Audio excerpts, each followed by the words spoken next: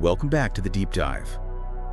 You know we love to take one single source and really unpack it. Yeah, kind of go deep. Exactly. And today we're diving into the world of the unexplained. Our source. A single episode of the Horror Minds podcast. Oh. And let me tell you, it's packed with enough eerie details to make you question everything you thought you knew about. The line between reality and the supernatural. I love it. I love it. Personal experience. I mean, that's what's so fascinating about this episode is it's not just like, ghost stories or, just kind of general legends. Right. It's like real people who are like directly connected to the events. Yeah, and that adds a whole other layer, right? Yeah. It's not just like entertainment. It's like, It's real. whoa, this could actually happen. Yeah. So, to kick things off, we're going to unpack the first story. It all revolves around this pre-wedding photo shoot, right? And the location. The banks of the Ganges River. Oh, wow. Not somewhere you'd think of as like, Sinister, right? Yeah, typically not. Yeah.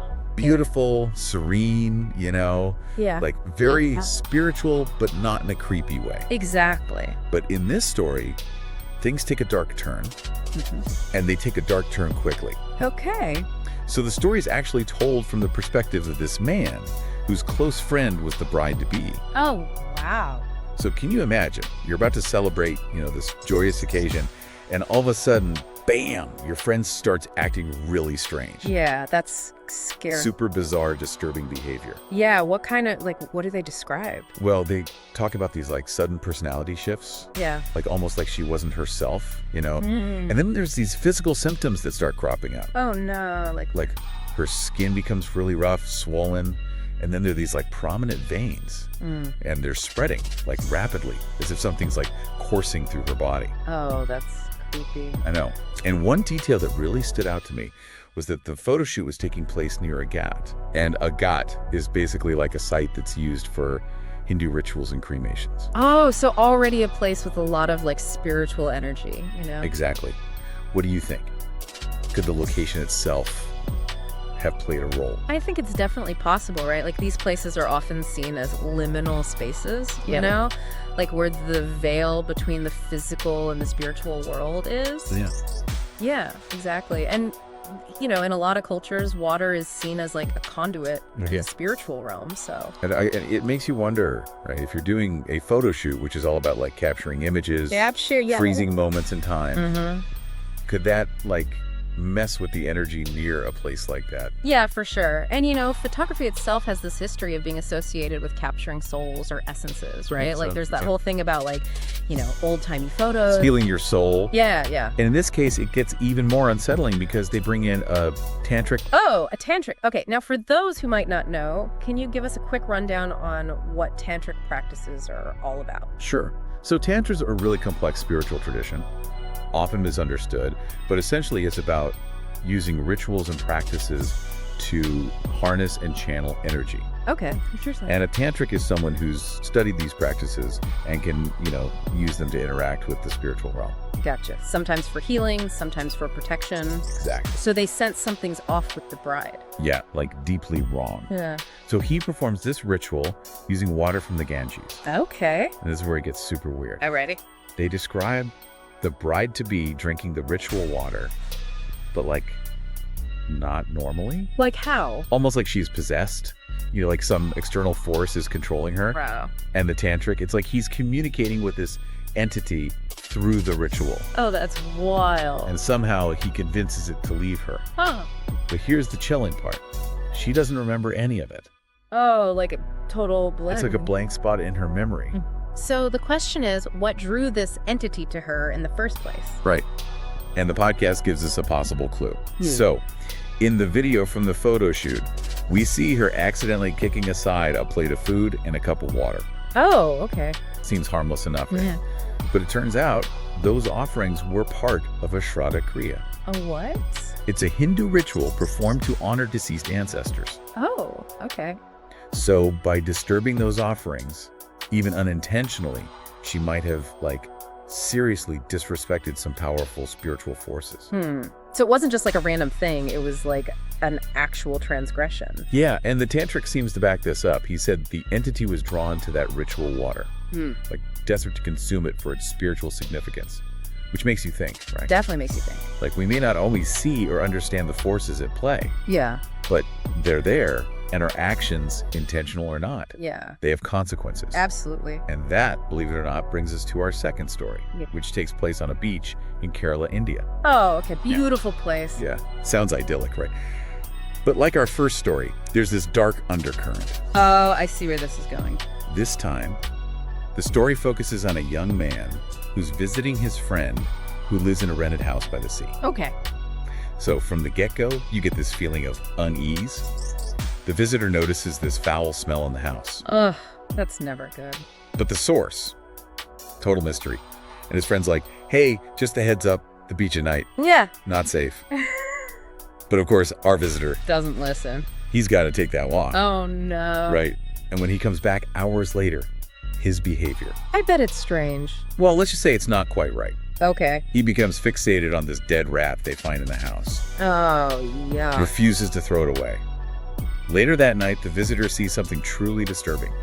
His friend, like in a trance, is eating the dead rat. Oh, my God. And it's not just eating it, it's like this unsettling, ritualistic way of consuming it. Oh, that's just And it gets worse. worse. Later, he finds his friend holding a dead black cat, its throat torn open, and he's blowing into its mouth, Oh. covered in blood, with this, like, disturbingly satisfied smile. That is terrifying. I know, right? And then, the friend, still in this trance, says he's gonna sleep and passes out. The next morning, he's dead. Oh, my God. Food poisoning and infections from the cat bite. Awful. What a horrible way to go. Yeah, and here's where the Horror Minds podcast really gets interesting. They link these events to the beach's history. It used to be a Portuguese burial ground. Oh, wow. So the implication is that the beach could be haunted by restless spirits. Makes sense. Maybe those who were denied proper burial rites or met some untimely end. Yeah, like they're trapped there. And the podcast goes even deeper, suggesting that some of these spirits might have engaged in cannibalism during their lifetime. Oh, wow. That adds a whole other layer of creepiness to it. It's definitely chilling. So are we looking at isolated events or something much darker and older, something lingering in this seemingly peaceful location? It's definitely possible. And it ties back to our first story too, right? Oh, that's so. Both locations, they're places where that line between our world and the spiritual world seems super thin, Yeah. and both involve actions, whether intentional or not, that could be seen as transgressions. Against the spiritual realm. Exactly. So it's not just about spooky stories. It's about awareness, respect, and understanding those unseen forces. That's a warning. Right. Be careful. Yeah. Things are not always what they seem. Exactly. There's one detail from that Kerala beach story that just keeps sticking with me. Really? Which one? It's the visitor's description of his friend's smile after he, killed and ate the cat. Yeah, I remember. It wasn't just a smile. It was like... It was almost like a smile of deep satisfaction. Yeah. Like he'd pleased someone. Or completed some kind of task. Exactly. It's just so unsettling. It suggests something way beyond just food poisoning or a mental break, Right. Like his actions were driven by something else entirely. Yeah. And if we consider the possibility that the beach is, haunted by these spirits, Some of whom might have engaged in cannibalism. it adds a whole other layer to it. It's a disturbing thought, Yeah. but it makes you wonder, right? Yeah, like, was he compelled to consume the rat and then the cat? And that smile. Could it have been like a manifestation of those spirits influencing him? It's chilling, but it aligns with the idea that certain locations, they hold a residue of the past. Almost like an energetic imprint, right? Exactly. And it can influence people, especially those who are sensitive. Or vulnerable. Right. So it's not just about ghosts or spirits in the traditional sense. It's about echoes. Echoes. Echoes of past events, emotions, maybe even desires that linger. Wow, that's heavy. And that brings us to the connection between the two stories. Okay, I'm listening. It's subtle, Uh-huh. but it's there. It's this concept of aura or spiritual energy. Remember that? Yeah. They mentioned it a couple of times, like not everyone's equally susceptible to these influences. Right. They even talked about aura strength, Yeah. Like someone with a weaker aura might be more vulnerable. almost like a spiritual immune system. Exactly. So this concept of aura, it ties directly into this whole idea of vulnerability. Right. Absolutely. Think of it like an energetic field that surrounds a person. Okay. A strong aura might act as a shield. And a weaker one leaves you open. Yeah, to external influences, whether those influences are good or bad. So in both of our stories, the people who went through these unsettling events They might have had weaker auras at that particular to time make them more susceptible. to those energies at those locations. It's one interpretation, Makes sense, but it leads to another question. What affects aura strength? right? Like, what makes it strong or weak? Is it fixed or can it change? That's where things get really fascinating. Okay, lay it on me. If we think of aura as a reflection of our overall well-being, Like physical, emotional, and spiritual. exactly, It could change based on a lot of different things. it could. Stress, anxiety, even physical illness, those could weaken your aura, Making you more vulnerable to those negative spiritual influences. potentially. And on the flip side, things that promote well-being, like meditation or mindfulness, Or even spending time in nature. yeah, those could strengthen your aura. Almost like building up your immune system, but for your spirit. Exactly. And it brings us back to rituals, too. Okay, how so? If we view rituals as energetic practices, Uh-huh. they could play a role in strengthening our auras. And maintaining that spiritual balance. Exactly. So the Shraddha Kriya, the Hindu ritual for the deceased, The one that was disrupted. that could be seen as more than just honoring ancestors. It could be about reinforcing a boundary. Between the worlds Yeah. Protecting the living from harmful influences. and the bride-to-be, she was seemingly possessed right after messing with that ritual. It's like by disturbing that balance She accidentally created an opening. for that entity to enter. Which leads to another big question. Yeah. Do you have to believe in these things for them to have power over you? Or is awareness enough to make you vulnerable? That's a deep one. It is. It's a question people have been asking for centuries. Does belief create reality? Or are we just tapping into something that's already there? It's like the million-dollar question, isn't it? How much does belief itself play into these experiences? Right. I mean, is skepticism like a shield? Or is just knowing about these things, is that enough to open a door? The source doesn't really give us a clear answer, Yeah. but it hints at something really interesting. Right. Remember that quote about aura strength? Yeah. It also said, it also depends on aura. Means his aura is not strong enough to catch him, and if it was that strong, then maybe it wouldn't have happened. Catch him. That's a powerful way to put it. It is, right? Like these forces are almost actively seeking out the people with those weaker auras. Like predators, almost. Yeah, exactly. But what determines aura strength anyway? Is it set, or does it change? That's where things get really fascinating. What if aura is like a reflection of our total well-being? Our physical, emotional, even spiritual state. Yeah. So it makes sense that lots of things could affect it. So, stress, anxiety, Yeah, being sick even, all of that could weaken your aura. and make you more open to those negative spiritual influences. Yeah, potentially. But the opposite could be true too, right? Okay, so things that make you feel good. Yeah, like meditation, mindfulness, connecting with nature, Like that could strengthen your aura. like building up a spiritual immune system. That's a cool way to think about it. Right.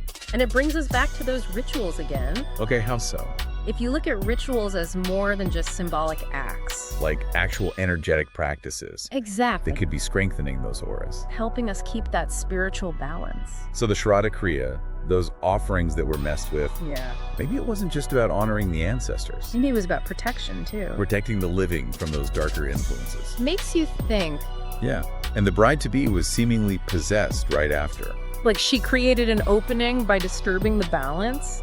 It's a lot to think about. It is. It all boils down to this.